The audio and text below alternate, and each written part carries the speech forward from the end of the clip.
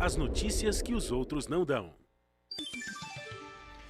Agora são 8 horas e 1 minuto e vamos conversar com o advogado e professor de Direito da Universidade de Fortaleza, integrante da Associação Brasileira de Juristas pela Democracia, Marcelo Shoa.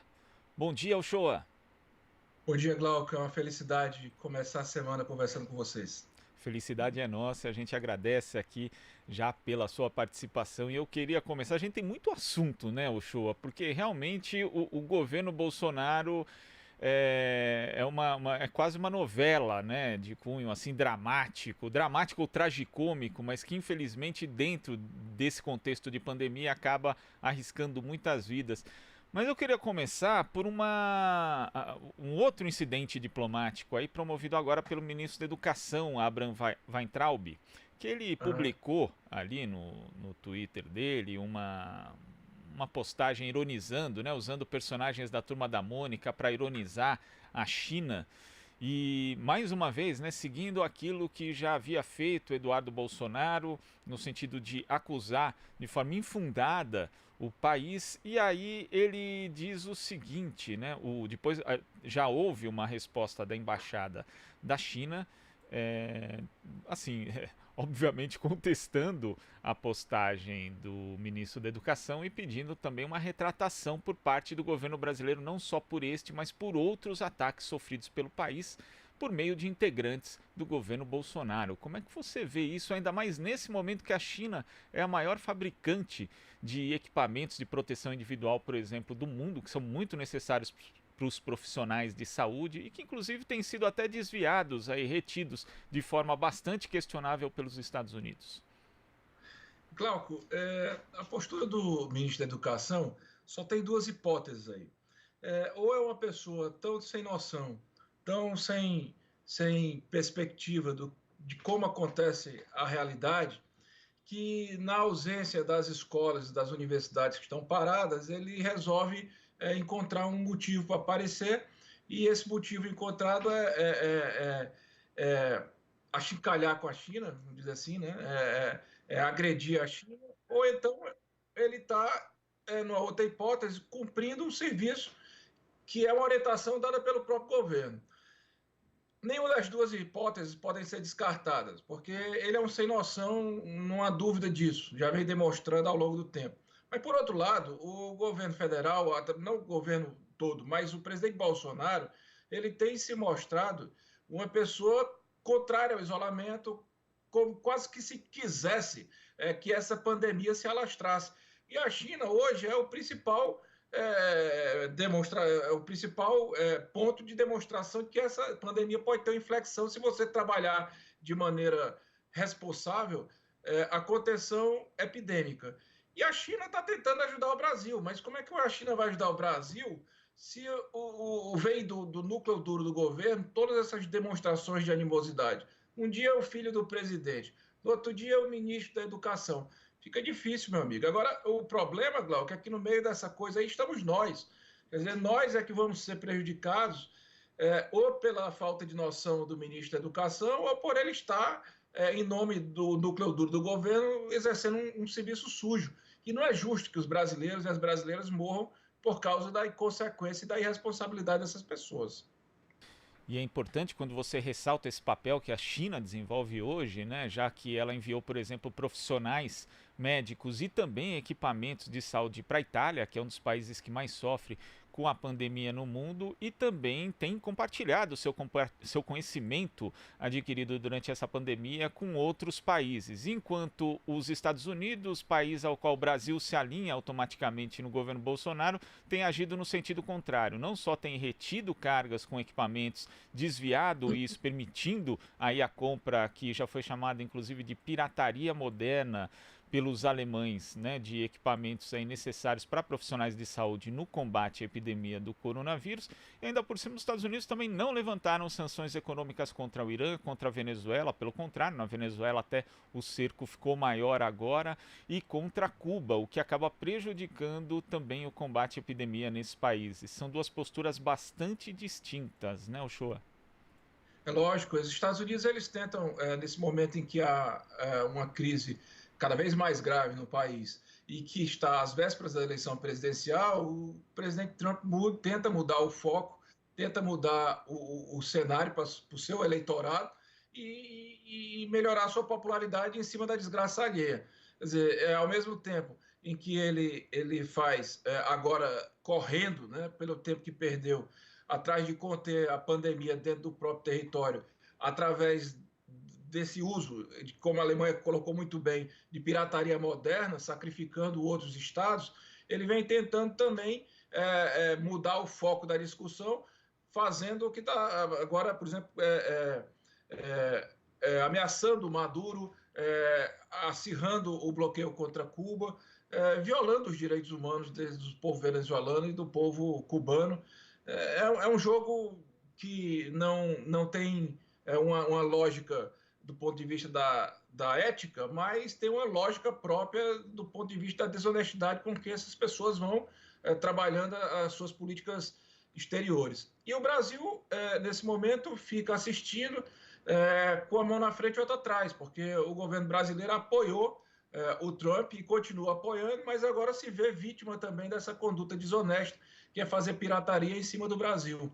E não tem como reclamar, né, Glauco? Porque o Brasil abriu mão de toda a sua retaguarda em função desta amizade que agora se mostra não só não colorida, mas completamente inexistente. O amor que o Trump tem pelo Brasil está aí muito bem demonstrado, quer dizer, nenhum apoio. O apoio que a gente pode ter é da China, mas a gente, pelo jeito, tem gente do próprio governo advogando contra os interesses do Brasil.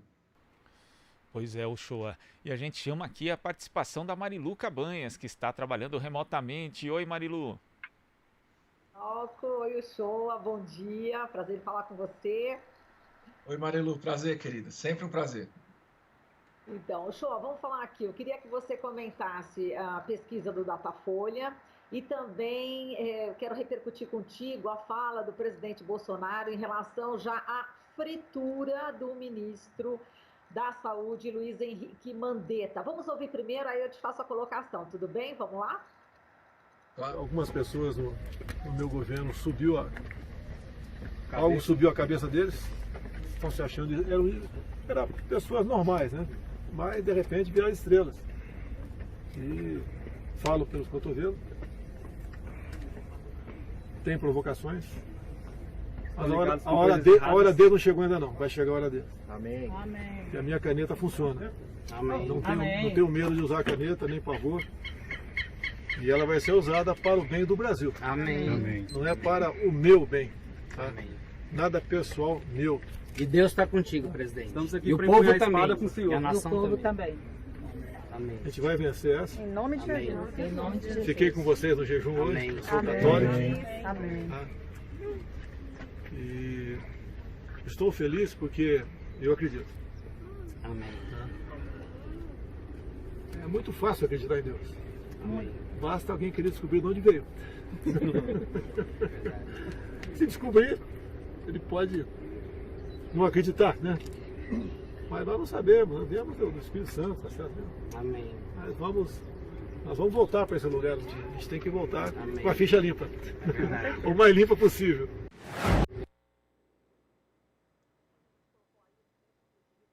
Né, dessa fala do presidente Jair Bolsonaro, e a gente acrescenta aqui alguns dados, né, que talvez os fiéis aí em torno não saibam. 76%, segundo o Datafolha, consideram ótimo ou bom a atuação do Luiz Henrique Mandetta, o ministro da Saúde, em relação à condução da pandemia do coronavírus aqui no Brasil, ao tratamento, e também o Bolsonaro tem de ótimo ou bom 33% e de ruim e péssimo 39%. Então a gente quer que você fale, Uchoa, em relação a essa fala, né, do presidente, juntamente aí com os fiéis aí do lado, né? E também em relação a essa pesquisa, né, do Datafolha, que inclusive tem mais dados aqui em relação à questão da renúncia, que é uma coisa que eu queria estou louca para saber o que você pensa a respeito. 59% são contra a renúncia, 37% a favor, e aí no Nordeste brasileiro esse índice realmente aumenta, né? Na realidade, 49% que são contra e 47% a favor. Então, portanto, enfim, esse índice é bem diferente, né, do resto do país.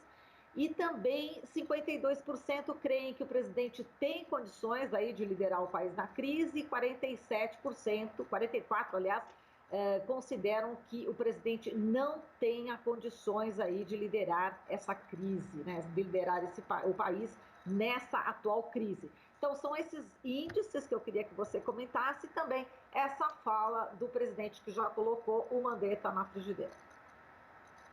Muito bem.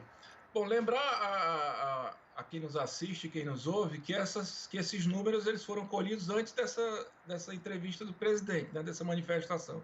Porque se tivesse sido colhido depois, certamente a popularidade do presidente iria cair ainda mais, porque o presidente insiste em atacar aquela única pessoa do governo que parece que está agindo de acordo com o que a população quer, que é defendendo o isolamento social, que é o ministro da Saúde. Marilu, bom, primeiro dizer para você que eu estava muito feliz de falar com você, e você não foi legal comigo, porque você me fez assistir uma cena horrível, né? Porque não bastasse escutar, eu assisti isso aí. É um negócio assim que não dá para você entender como é que alguém que se propõe a chefiar um Estado se apresenta desta maneira para falar à população, né? Uma figura sem carisma, uma figura visivelmente abatido, uma figura sem um apelo intelectual, rodeado de pessoas dizendo amém, não sei nem por que isto. Mas o que é que ele faz ali? Ele diz o seguinte: olha, eu vou exercer a minha autoridade contra alguém que supostamente está indo contrariamente à minha posição.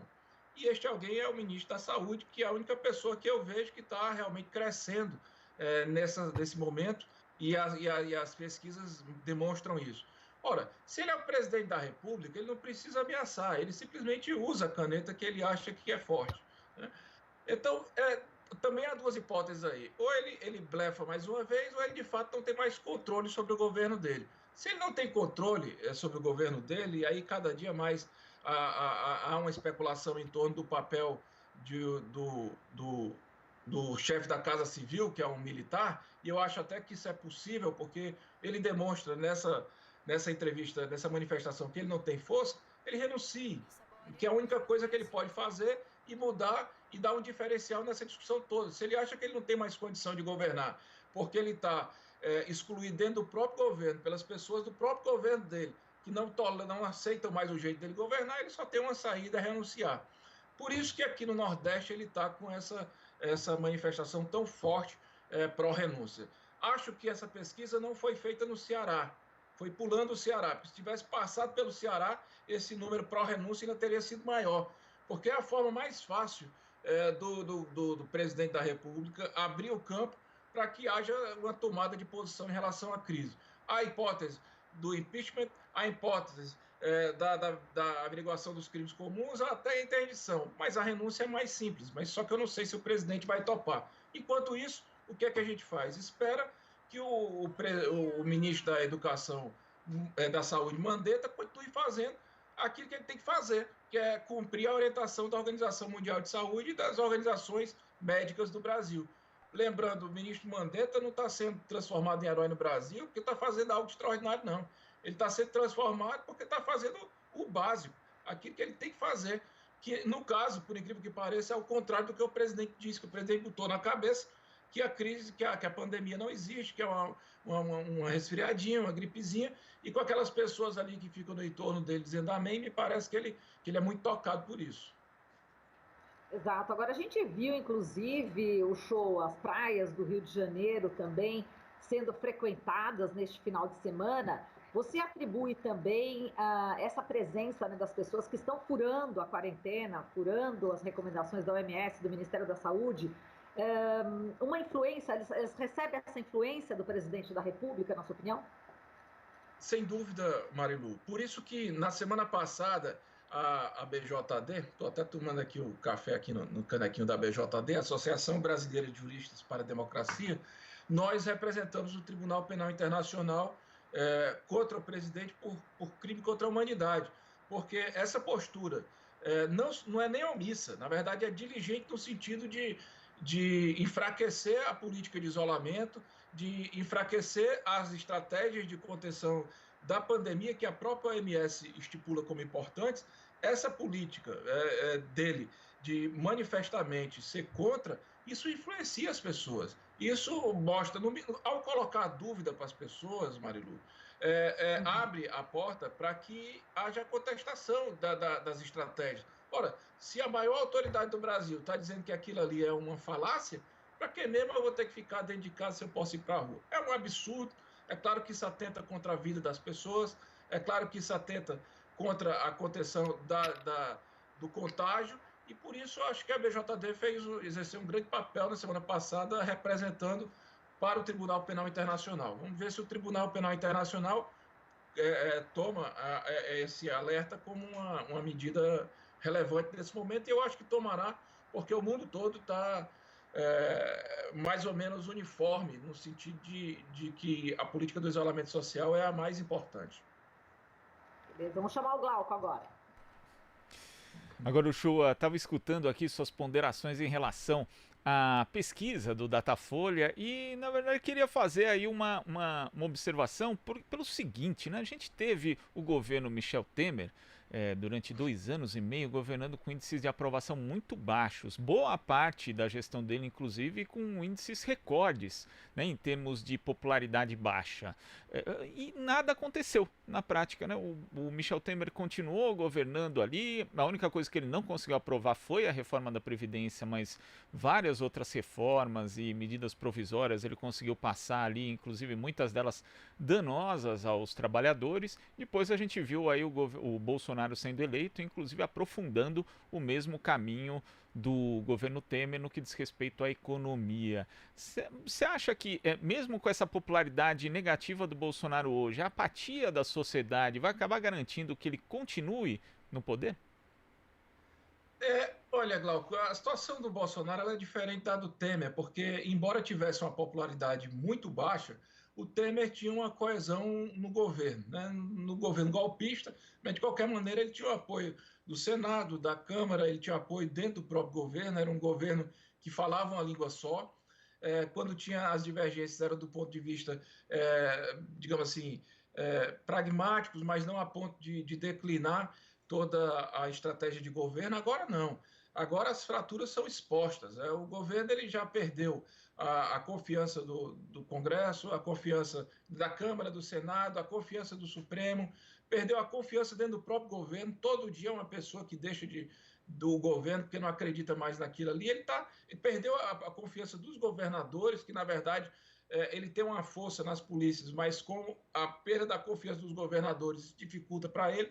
Então ele hoje tem um apoio muito localizado no setor das Forças Armadas e no segmento evangélico. Sobretudo no setor das Forças Armadas, que eu não sei até que ponto vão aguentar o presidente, que em nenhum momento o presidente dá a demonstração de que irá parar, porque todo mundo está tendo essa tolerância muito surreal com relação ao presidente, esperando que ele de alguma maneira vá se conter, mas ele não se contém. Então é possível que em algum momento ele perca talvez essa última força que ele tem, que é as Forças Armadas. E a população não está na rua hoje lutando contra o governo dele porque está todo mundo dentro de casa, porque está respeitando a quarentena. Mas no dia que tiver a oportunidade de ir para a rua se manifestar, não tenha dúvida que nós iremos. As pessoas se manifestam hoje através das panelas, através das respostas à pesquisa de opinião, mas no momento em que puder falar de forma aberta, irá dizer, porque ninguém está aceitando mais esse governo conduzido por uma pessoa completamente incapaz de governar nem a própria família. Imagine, Glauco, quando a sociedade começar a sentir o resultado da crise consorciado com um arroxo da política econômica desse governo. Vai ser um desastre total. Então, não vai ser fácil para o presidente que aí está se manter, não. Primeiro, porque ele não tem apoio agora externo e também ele não tem capacidade de equilíbrio emocional para gerir o governo. Por isso que eu acho que a melhor saída dele é a renúncia. É a saída mais honrosa, se é que a gente pode dizer que haverá honra de alguma maneira, porque eu acho que foi uma desonra a forma como ele chegou, a forma como ele se mantém e a forma como ele propõe continuar. Marilu, você tem mais uma questão para o Shoa para a gente liberá-lo aqui? Liberar para quarentena. Não, eu queria saber, Shoa, enfim, a BJD já encaminhou, né, essa queixa, né, aos órgãos internacionais. Agora, qual que é esse trâmite, né? Quer dizer, quando é que a gente recebe uma resposta? A gente sabe que realmente é demorada essa resposta, né? Mas é possível, né, que diante de tantas acusações, de tantos órgãos, de tantas organizações não governamentais, de tantas categorias profissionais denunciando, partidos políticos, é possível que haja realmente uma decisão dessa Corte Internacional? Primeiro tem que ser recebida, né, Marilu, pela Procuradora-Geral. Eu acho que será, porque a jurisdição do Tribunal Penal Internacional ela é complementar e subsidiária. Mas, nesse caso, o Ministério Público Federal aqui no Brasil já pediu arquivamento de uma representação que chegou às suas mãos. Então, já tem demonstrado o Procurador-Geral do Brasil, Aras, que o que chegar na mão dele, ele irá engavetar. De modo que abre a janela para que o Tribunal Penal Internacional seja acessado.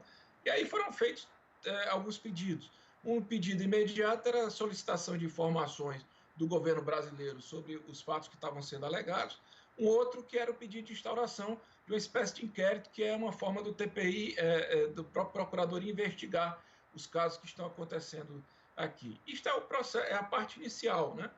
Havendo essas duas partes, começa todo o processo, a ouvida de testemunhas, depoimento pessoal, até que chega o julgamento. Não é uma coisa rápida, não. Mas a gente acha que é importante, só em postular já é importante, porque o mundo precisa saber de modo formal, através das vias do direito, que são as vias que a sociedade internacional facilita como legítimas, que nós estamos passando por um problema grave aqui e a depender da postura do presidente da República, nós iremos todos morrer aqui, porque pelo presidente da República não tem quarentena, não tem isolamento social, portanto, há um alastramento da pandemia e aí fica do jeito que ele diz. Não, eu sei que alguns milhares vão morrer, mas é assim mesmo e pronto. E assim, e você não quer estar dentro desse bolo, Marilu, nem eu, nem o Glauco. Imagino que as pessoas que estão nos escutando e ouvindo também não, né? Não é possível. Claro. Se fosse só ele, mas assim, ele está jogando com o futuro dos outros. É inacreditável isso. É isso mesmo, Shoa. Concordo com você. É isso aí, Glauco. Isso aí, o Shoa. Queria agradecer demais a sua participação aqui no Jornal Brasil Atual e claro que a gente vai conversar de novo. Opa, eu agradeço, meu amigo. Toda vida que você me chamar, eu vou repetir, eu tô aqui. Maravilha. Confinado, né, Shoa? Confinado, mas pensando, escrevendo, ajudando, coassinando as ações para o Tribunal Penal Internacional. Estamos animados. Vamos para frente. Isso é fundamental. Conversamos aqui com o advogado e professor de Direito da Universidade de Fortaleza, integrante da Associação Brasileira de Juristas pela Democracia, Marcelo Shoa. Você está ouvindo Jornal Brasil Atual. As notícias que os outros não dão.